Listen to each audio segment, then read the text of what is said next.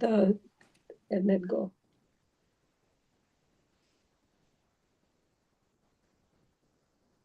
Om Agnantimirandhasya Jnananjanashalakaya Chakshurunmilitam Yena Tasmai Shri Guruve Namaha. Shri Chaitanya Manobhishtam Stapitam Yena Bhutale Swayam Rupa Kadamahyam Dadati Swapadantikam. Vandeham Shri Guru Shri Yuta Padakamalam Shri Gurun Vaishnavamscha Shri Rupam Sagarajatam Sahagana Raghunathanvitam Tam Sajivam Sadvaitam Savadhutam Parijana Saitam Krishna Chaitanya Devam Shri Radha Krishna Padan Sahagana Lalita Shri Vishakhan Vitamscha. He Krishna Karuna Sindhu Deenabandhu Jagatpate Gopesha Gopika Kanta Radha Kanta Namostute Tapta Kanchan Gaurangi Shri Radhe Vrindavaneshwari Vrishabhanu Sute Devi Pranamami Hari Priye Vanchakalpatarubhyascha Kripa Sindhubhya eva cha Patitanam Pavanebhyo Vaishnavebhyo Namo Namaha. Jai Shri Krishna Chaitanya Prabhu Nityananda Shri Advait Gadadhar Shri Vasadi Gaur Bhakta Vrinda. Hare Krishna Krishna Krishna Hare Hare Hare Rama Rama Rama Hare Hare.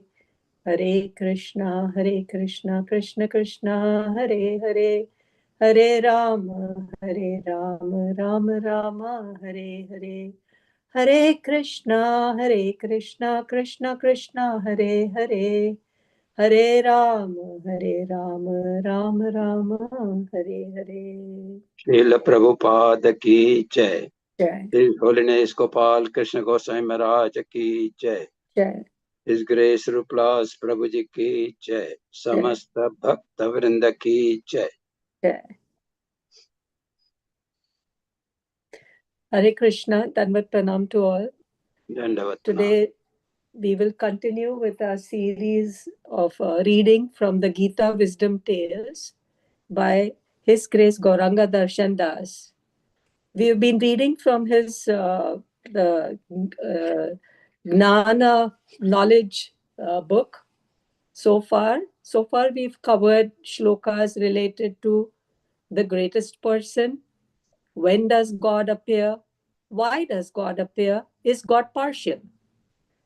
How does Krishna reciprocate? Your dearest friend, faith in the Guru, devotion gives knowledge. So we have covered these chapters, and today we will start with the soul is eternal. Bhagavad Gita, Shloka 2.2. Vasamsi chirnani yatha vihaya navani grunati naroparani tatha sharirani vihaya jirnani anyani samyati navani dehi. Do you know what the terms birth and death mean? Birth basically means that a person has entered a new body, and death means that the person left the body to enter another body. Birth and death exist only for the body and not for the person or soul that lives within the body. While the body is temporary, the soul is eternal and deathless. This is one of the major and first teachings of the Bhagavad Gita. In this shloka, Krishna describes the eternal nature of the soul with an example. Just as one leaves old and worn out clothes and wears new clothes, similarly, a person, the soul, gives up an old and worn out body, death, and enters a new body, birth. This concept, though deep in meaning, can be understood easily with stories. Why wait then? Go ahead. The boy who gave joy and sorrow. Once there was a king called Chitraketu who ruled the Surasena province. During his reign, the earth was prosperous. He was handsome, kind, educated, famous, and wealthy. However, he was very sad because he didn't have a child, despite having 10 million wives. One day, sage Angira came to King Chitraketu's palace. Chitraketu welcomed the sage with due respect and warmth. Sage Angira asked Chitraketu, "Dear king, is everything well with you? I see that your mind is restless. Your pale face reflects your sorrow." Chitraketu replied, "Nothing is unknown to holy sages like you. Yet let me tell you the cause of my sadness. My wealth and kingdom do not please me because I have no child. Please help me beget a son who can rule the kingdom after me." Angira then conducted a sacrifice. From the sacrificial fire, a celestial being emerged and offered a pot of sweets. Angira gave that sweet to Kritadyuti, the first wife of Chitraketu. As she consumed it, she was told that by its power she would soon give birth to a child. Angira then informed Chitraketu, "Your son will be the cause of both joy and sorrow for you." Angira then left. Chitraketu interpreted Angira's words in this way: "My son's birth will certainly cause happiness, but because he will be my only son, he will probably be proud of his great wealth and empire and may not be very obedient. Thus, he might cause distress. But that is all right." After some time, Kritadyuti gave birth to a beautiful son. Everyone celebrated this long awaited occasion. Chitraketu's joy knew no bounds. He generously donated gold, silver, ornaments, garments, villages, horses, and so on, just like a cloud pours rain. Chitraketu's affection for his son and Kritadyuti grew day by day. He slowly began neglecting his other wives. This made the remaining queens envious. They thought, "The newborn child is the cause of our sorrow. Let's kill him." Their jealousy made them lose their minds and do the unthinkable. They poisoned the child to death. Unaware of the sinful act of her co-wives, Kritadyuti thought that her son had been sleeping for a long time. Later, she sent her maid to wake him up, only to realize that the child was dead. Shocked at seeing the lifeless boy, she cried profusely and fell to the ground unconscious. All the palace residents gathered there and began to cry. The queens who had poisoned him also cried pretentiously. When Chitraketu heard of his son's death, he became almost blind with grief. Slipping and falling, he approached the dead child and fell unconscious. At that time, sage Angira arrived there along with Narad Muni.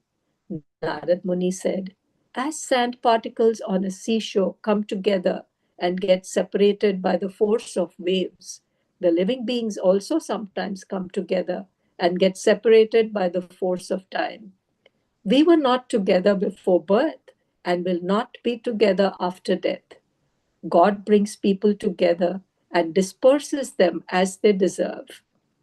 Narad Muni then spoke to the soul of the dead boy. "Dear child, look at your father and mother.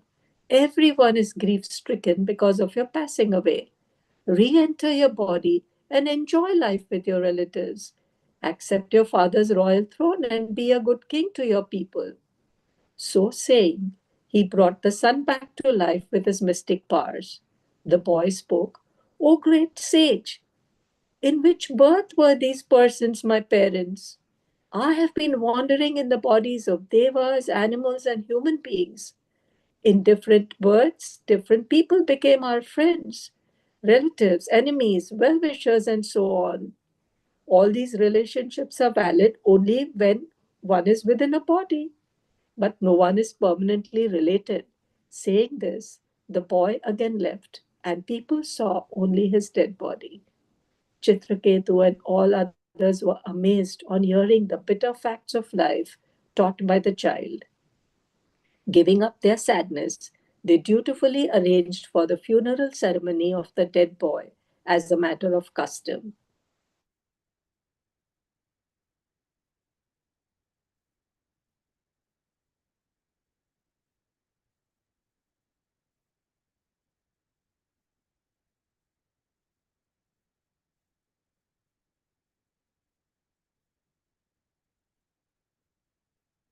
Next.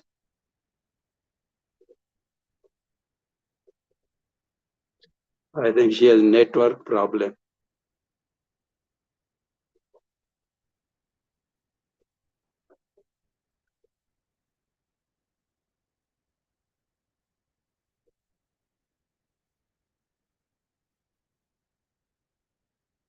BK, if you close your video.